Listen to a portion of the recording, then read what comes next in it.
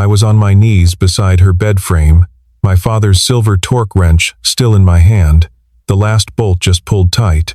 Lily sat on the edge of the mattress, bare feet, pale blue tank top, soft gray shorts, her hair pinned up loose. She tilted her head and said, "Come lie down with me and see if it holds." So I lay down. My shoulder touched hers. 15 seconds of quiet, and all I could hear was breathing, hers, mine, maybe both. What I didn't know yet was that the frame had never been broken. She had loosened that bolt herself, and her reason is the thing that changed my whole life. My name is Ethan Calloway. I'm 34 years old, and I fix cars for a living at a small shop on the edge of Savannah, Georgia. The sign out front says, Calloway Auto. It has said that since before I was tall enough to see over the workbench, my father was a mechanic. He put a wrench in my hand when I was 12 years old and told me the real skill in this trade isn't strength, it's hearing. He fixed cars for 30 years. He never taught me how to live. He taught me how to listen to an engine, to a bolt, to the sound of something about to fail, long before it actually fails. He died when I was 22. He didn't leave money. He left me the shop and a silver torque wrench with his initials scratched into the handle. I took the place over and kept it running for 12 years. Same 3 bays. Same air compressor that kicks on like a cough. Same smell of motor oil that gets into the walls and never comes back out. My hands always have oil in them. I wash them 3 times, and there's still a dark line under the nails, still gray in the creases of my knuckles. After a while, you stop apologizing for it. It's just what my hands look like now. Then there was Brooke. We were together 4 years, lived under one roof for the last 2. In the beginning, she used to tell people she loved, that I was simple, that I worked with my hands, that I didn't perform, that what you saw was the whole thing. She said it like a compliment. Somewhere in year 3, it stopped being one. She wanted me to sell the shop. Go work for one of the big dealerships out on the highway, wear a clean shirt, have a title printed on a name tag. She'd bring it up casually, over dinner, the way you suggest a restaurant. I couldn't do it. It wasn't stubbornness. That garage is the only room left in the world where my father still exists. Every tool in it, he touched. Every habit I've got in there, he handed me. Brooke got tired of waiting for me to turn into somebody else. She left with a man named Travis, a regional manager out of Atlanta, with a car I'd have been happy to service. It was clean, no marriage, no lawyers, nothing to divide up, just a closet with half of it empty, and a house that got quieter than it had ever been. She told me once that I loved that garage more than I loved her. Maybe she was right about that. But the garage never asked me to become somebody else. 6 years went by after her. I want to be honest about what those years actually looked like, because there's nothing dramatic in them. I opened at 7 in the morning. I closed at 6 at night. I came home, ate whatever was fastest, sat out on the porch with a cold can sweating in my hand, and fixed small things around the house that didn't really need fixing. A hinge, a porch step, a screen door that closed fine already. I didn't date anybody. Nobody set me up. And if they had, I probably wouldn't have gone. It's a good street, the one I live on. Quiet. The kind of place where people wave at you from inside their cars and never learn your last name. I was the guy they called when a battery died on a Sunday. I'd walk over with my jumper cables, get them running, wave off the money, and walk back. Then I'd sit down on my porch, and the evening would be exactly as long as it was the day before. I never once thought of myself as lonely. That's the part people get wrong. I'd have told you I was fine, and I'd have believed it. I liked the quiet. I'd been in it so long that I stopped noticing it was eating me from the inside slowly, the way rust works. Nobody watches rust happen. You just look one day and there's a hole where the metal used to be. 6 years alone. That isn't long. It's just very, very quiet. And then, 14 months ago, somebody moved into the house next door. The first time I saw her, I was coming home late from the shop, almost dark. There was a car in the driveway next to mine, with the trunk open, and a woman crouched at the rear tire, trying to get a jack under the frame in exactly the wrong place. She had it set against the plastic rocker panel, the kind of mistake that ends with a crushed body panel and a car still sitting flat on the ground. I said, "Ma'am, I can get that if you want." She looked up at me with her hair falling out of a clip, and her hands already black, and she didn't argue with me. She just stood up and handed me the wrench. It took 8 minutes. Nothing special. Work I've done 1,000 times without thinking about it. She didn't fuss over me the way people usually do. She just stood there and watched my hands the entire time, and when I set the flat in her trunk, she said, "You do that like the car's telling you where it hurts." I stopped what I was doing. Nobody had ever put it like that. I said something useless, "It kind of is," and went inside. The next evening there was a plate of brownies on my front step under a sheet of foil, with a folded piece of paper on top of it. It said, "For the man who listens to cars." Her name was Lily Dawson, 29 years old, up from Charleston, a nurse at Memorial Health. Here's the thing that made all of this slower than it should have been. She worked nights, 7 in the evening to 7 in the morning. I worked days. Our lives ran opposite each other like two trains on parallel track, close enough to see through the windows, never stopped in the same station. But almost every afternoon, before she left for her shift, there'd be something waiting on my step. A container of soup, half a casserole. Always a note in the same slanted handwriting, "Eat something that isn't from a can." I told myself I understood exactly what that was. She was a nurse. Nurses take care of people. It's not affection. It's occupational reflex. She probably fed half the block. She didn't feed half the block. She cooked for one person. She knew what time I got home because she had counted.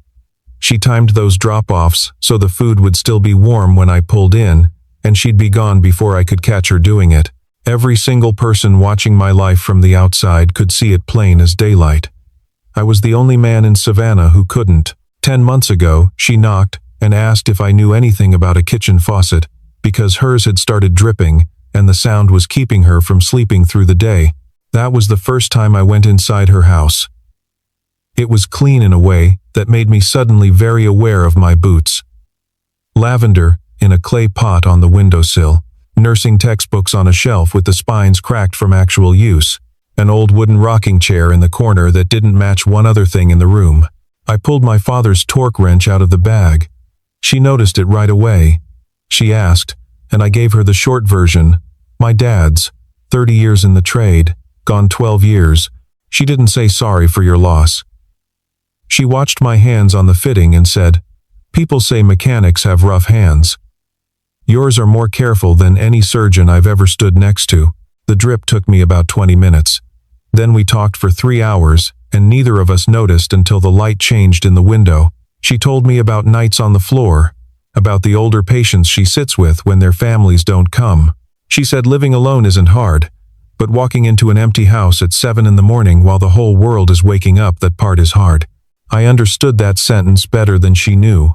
9 months ago, she brought her car in for service.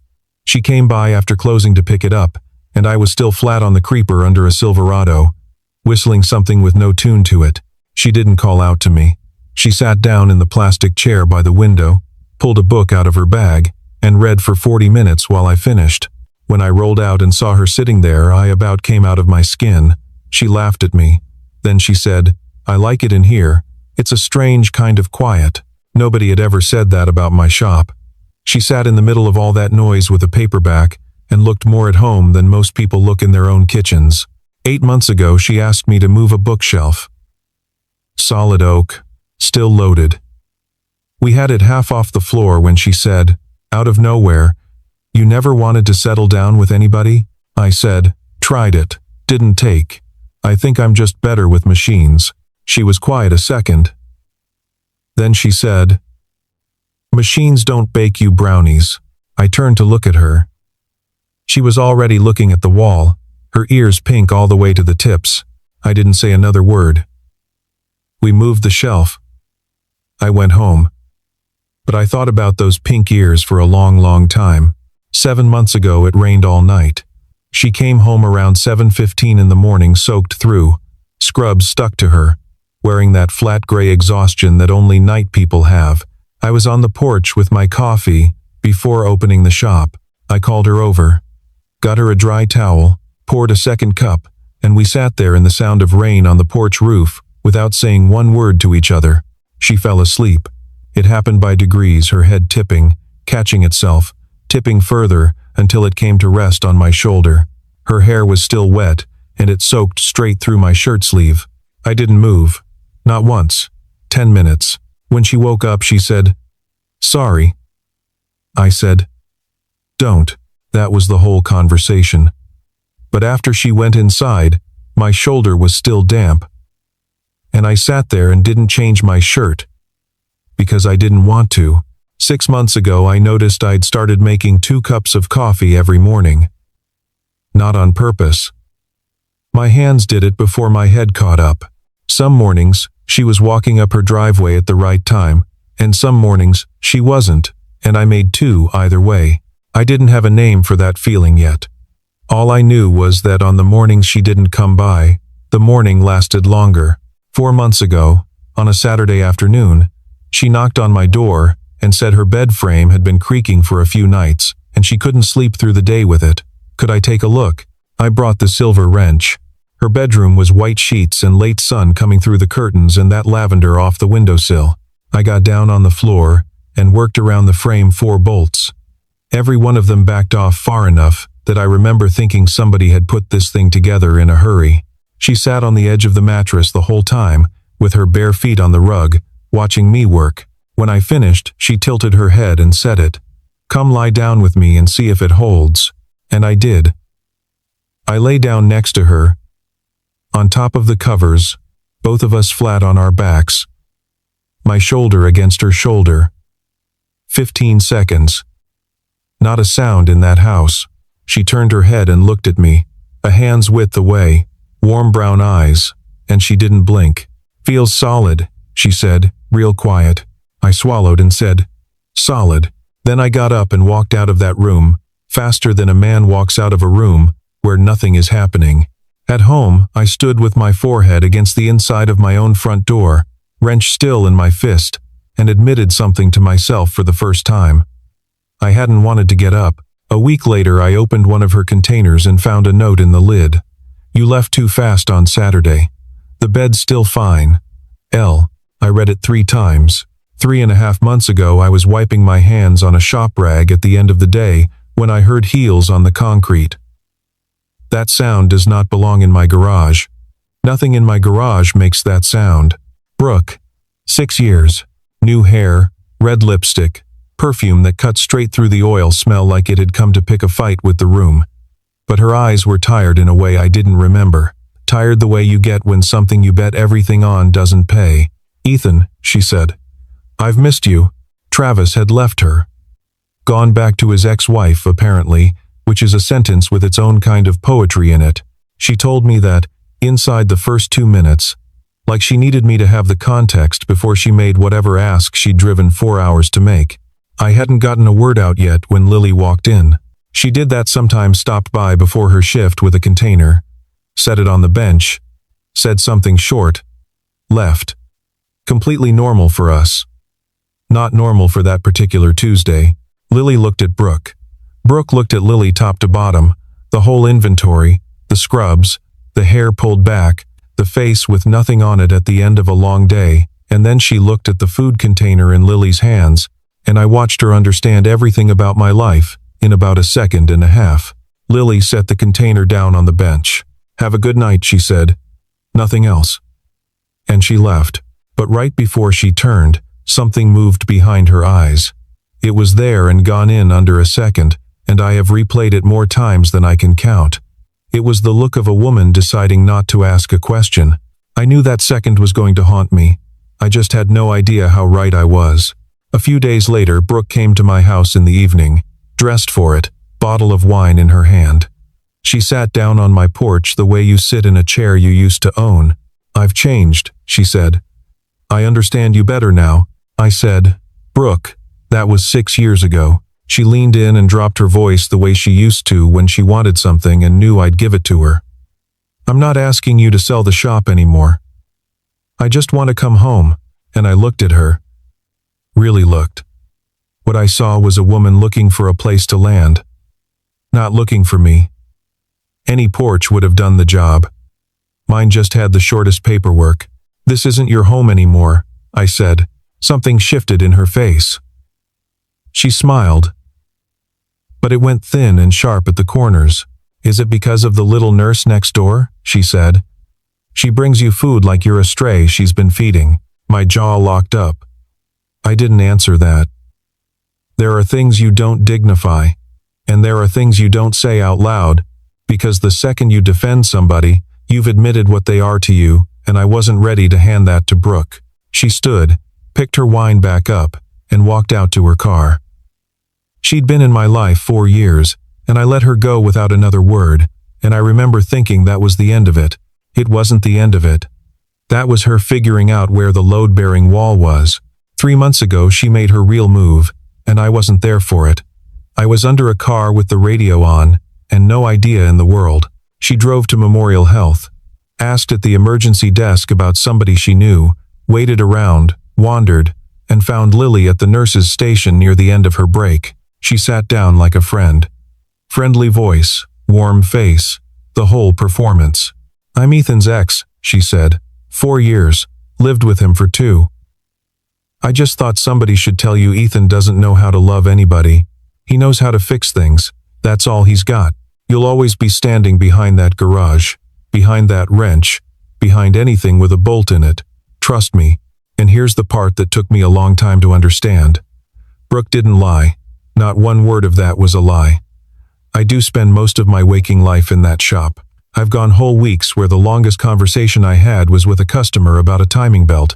She said true things in a hospital hallway to a woman who had every reason to believe her. What she left out was everything standing around those true things. She never mentioned that she was the one who asked me to give up the only thing my father left me. She never mentioned that when I wouldn't, she went looking for a man with a better car. She took a true picture, cut it in half, held up the half that made me look cold, and let Lily's own imagination paint in the rest. That's the cruelest thing a person can do with the truth. You don't have to lie at all if you get to control which part gets shown. Lily worked 12 hours that night with that sitting in her head, and I was asleep across town with no idea that the best thing in my life had just been handed a version of me that never existed. The next evening, there was no container on my step. She was sitting on my porch when I got home from the shop, hands laced together in her lap, tight enough that I could see it from the driveway. "Brooke came to the hospital yesterday," she said. My stomach went through the floor. "She told me, you don't know how to love anybody. That all you know how to do is fix things." I sat down. I didn't say anything for a long time. Long enough that the streetlight came on over us. Then I told her all of it. Not the polite version. The whole thing. 4 years. 2 of them under one roof. The dealership job Brooke wanted me to take. The way she'd bring it up lightly, over and over, for 2 straight years, until it wasn't light anymore. That the garage is where I keep my father. That when I wouldn't sell it, she left with Travis, and I let her go, because what else do you do with a person who's already gone? And then I said the truest thing I had in me. I don't know if I know how to love somebody. I've been told I don't, but I know I can't fake it. I've never been able to fake anything in my life. Lily listened to every word without interrupting one time. Nurses are good at that.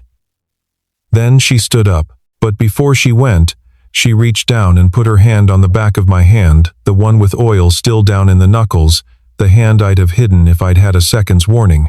She held it there, 3 seconds. I counted them. "These aren't rough," she said. "These hold on to things." Then she walked across the grass to her own door and shut it behind her. And I sat out there in the dark with 3 seconds still on my skin. She picked up 4 night shifts in a row after that, back to back, which for a nurse is legal and for a human being is punishing. Our schedules, already opposite, went completely out of phase. I didn't see her for 4 days. I kept making 2 cups of coffee. I don't know why. Habit, maybe. Hope, more likely. Every morning I'd pour the second one and set it on the porch rail on her side. And every evening when I came home from the shop it was still sitting right there. Full, cold, with a film across the top of it. I looked at that cup for 4 straight mornings, and it taught me something I'm not proud of. I had gotten so comfortable with her being there, the food, the notes, the light on next door at 2 in the morning, that I never once asked her what she was staying for. I took it the way you take weather. Like it was just the climate of my life now, and climates don't leave. I picked up my phone twice to text her and set it back down both times. What was I going to say? Are you all right? She was all right. She was working. Nothing had happened. That's the thing about a quiet man's disaster. There's no event in it, nothing you could point to. There's just a cup going cold on a rail, and a grown man standing in his own driveway trying to work out when exactly he got used to being taken care of. You don't ask a thing why it's there until the day it stops being there.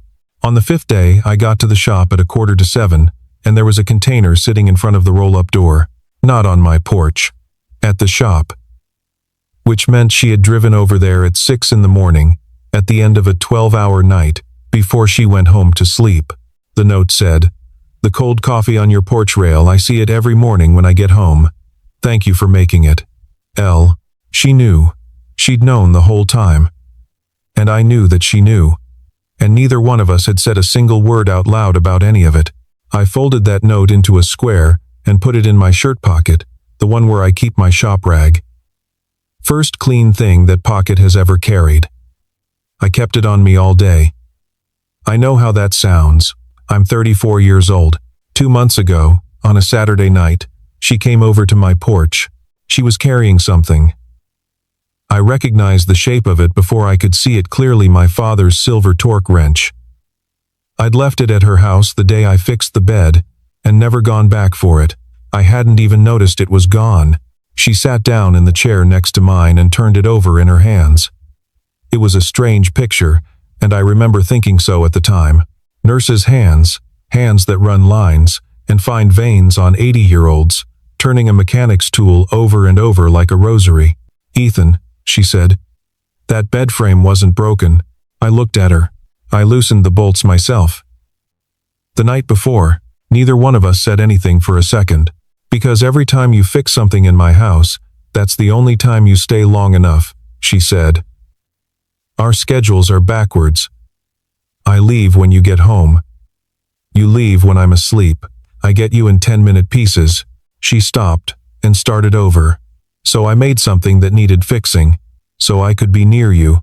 Then she took my hand, put the wrench in my palm, and folded my fingers closed over it. "You fix everything for everybody," she said. "And you don't let one single person fix anything for you. I want to be the one who does. You already knew all that. Anybody watching my life from the outside had known it for a year. But there's a difference between a thing being true and a woman saying it out loud on your porch with her hands shaking on your knuckles." I didn't say anything. That's the one thing I'd change if I got to change something. She sat in that silence and read it as the worst possible answer. And after a while she stood up, said goodnight, and walked back across the grass to her house. I stayed on that porch for an hour with the wrench in my hand. Steel and motor oil, and underneath it, faint, the lavender that had come off her hands onto the metal. Those two smells living on the same piece of steel. I kept turning it over. Then I got up, walked across the grass, knocked. She opened the door with her hair down and her eyes a little red and the same clothes on. I said, "I'm not good at saying things right, but I don't want to make coffee by myself anymore." She didn't answer me. She reached out and took my hand, the oil, the knuckles, all of it, and pulled me inside. Then she flattened my palm against her chest, right over her heart, and held it there. "Do you feel that?" she said. "That's what it does every single time you knock on my door." I leaned in and put my forehead against hers and closed my eyes. And we stood there like that, not kissing, not talking, just my forehead on hers and my hand over her heart, and her pulse coming up through my palm like a signal from a long way off. I don't know how long we stood there. I know that for the first time in my life I wasn't looking around a room for something to fix. I just wanted to stand still. The next 7 weeks were the best weeks I've had.